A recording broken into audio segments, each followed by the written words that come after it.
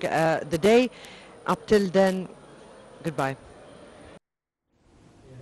That was Nile TV correspondent Mona Musilhi from Sharm el-Sheikh interviewing Foreign Minister of Bangladesh. And continuing with our coverage for the COP27 activities for today, we're glad to be joined over the phone by Professor of Sustainable Development, Dr. Amr Dahan.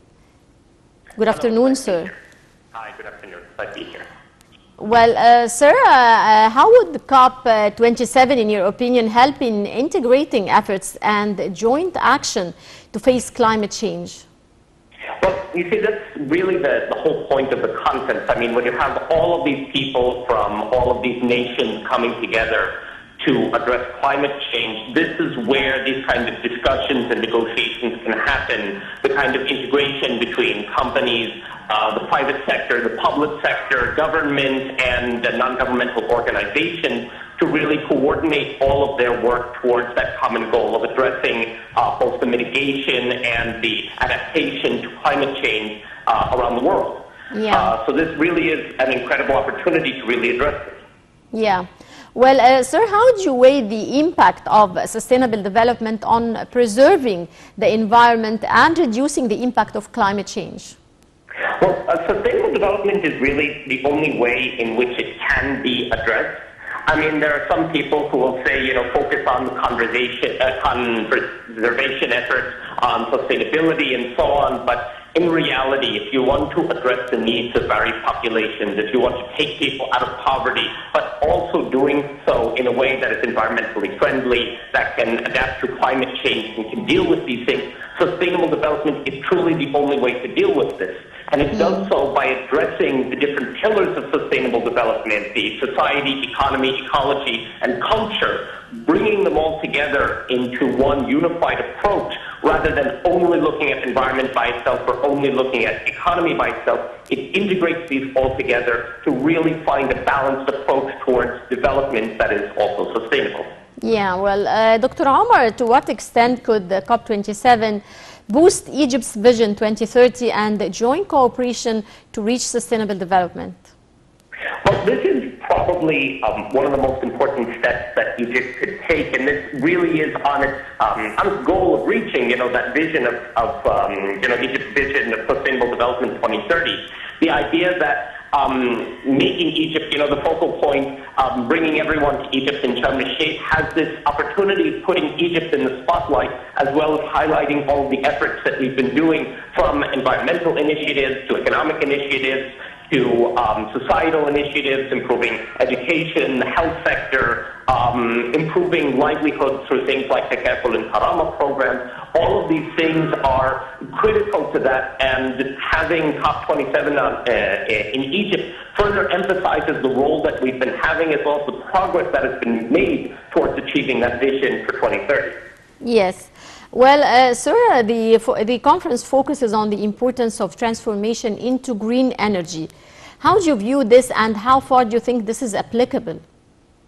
Well, it can actually, it is applicable to the extreme. It'll be very difficult because energy is a much broader term than electricity. If you're just talking about, for example, the greening of electricity, the road is relatively more simple. Wind energy, solar energy, and other forms of renewable energy can help in reaching, 100% renewable electricity.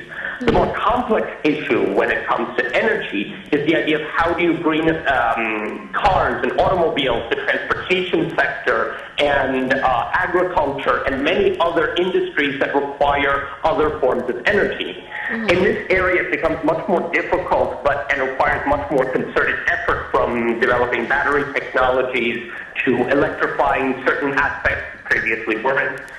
And this connects to another thing that, for example, Egypt wants to become a leader in the development of green hydrogen, which is going to be one of the most critical sources of energy, of green energy, moving into the future. Sir, on the economic level, to what extent could the conference boost increasing foreign investments? Well, we've already seen it happen to a large extent. We've already had, like, the U.S. and other countries have already pledged over $500 million to Egypt to boost the green energy and other investments in Egypt. But more importantly than that, in the lead up to the COP27, as I was talking about the green hydrogen, many companies have begun to sign agreements and MOUs totaling, up to last estimate was around more than $60 billion worth of foreign investments in developing Egypt's capacities of producing green hydrogen.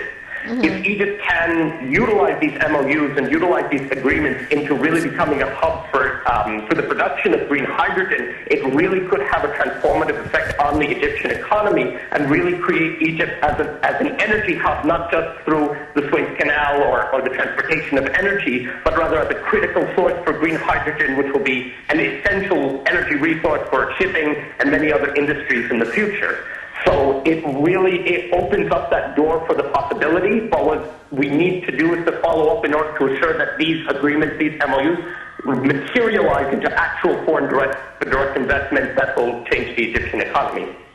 Right. Well, sir, Egypt's COP27 President Sameh Shoukry told the climate summit on Monday that he wanted a comprehensive climate deal with meaningful outcomes agreed by Friday. How far is this achievable, and what are your expectations for the outcomes?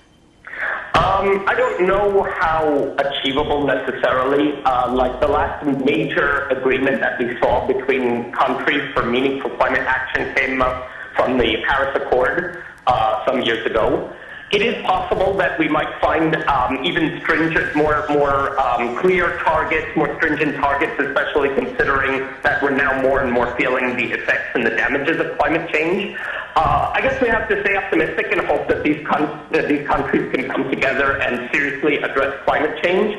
But I think it's also useful to consider that getting, more than, 150 countries to agree on a single framework and a single thing can be slightly difficult and maybe difficult to achieve in a short amount of time. Well, I would like to thank you very much, Dr. Omar Addahan, Professor of Sustainable Development. Many thanks for your insight.